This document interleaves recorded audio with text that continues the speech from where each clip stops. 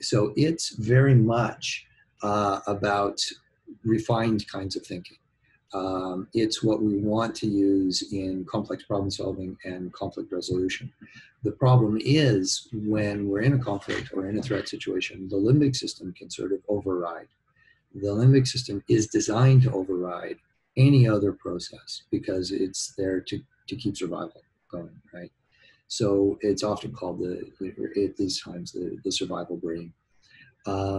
And it is hyper aware of threat. It even takes ambiguity as threat.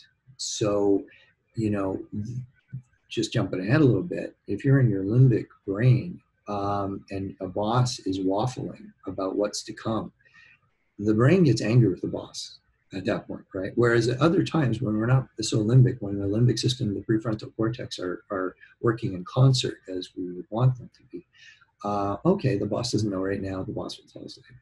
But right now, we want answers. We want it black and white.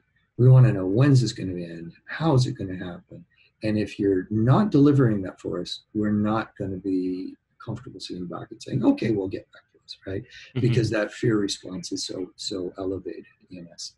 So the psychology that we've seen in the last month involving leadership is, I mean, leadership is one of the toughest things you're ever going to do in life because it demands things of the brain that the brain is challenged to do. And that's make a lot of predictions and look at a lot of moving parts and try and see how they're all fitting together. And now under, you know, a worldwide crisis, leadership just got a whole lot harder still. Because now you're dealing with different brain, your own going into that, right? Because not leaders are impervious to how the brain works. So they've got to find a way to cut through the limbic system, natural inclination towards even all the way to panic, depending upon how concerned they are. Plus, they've got to help their employees who are participating in a mission that needs to go on get sort of the prefrontal cortex realigned and working again. So we're dealing with a double challenge to leadership right now. And maybe a triple because leaders are human beings and we have very high expectations on them for not going limbic, if you will. Yeah. Right. And, you know, we give the example in the training, you know, when was the last time you saw a paramedic, you know, panic?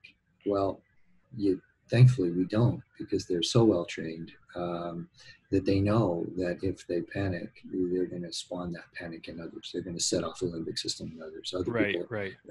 And so they walk firmly. They walk calmly. They take control of situations. And we're so relieved when that happens. The same thing for leaders. Really, we're looking for them to be give us an image of them being in control, so that can calm down our limbic system. That's what's happening, and so we're doing a lot of work to coach leaders on how to respond during this time to help their brains come down first. We talk a lot about leader self-care, and then how to help their teams re-online the prefrontal cortex. And Got it. assess risk reasonably as opposed to maybe not so reasonably.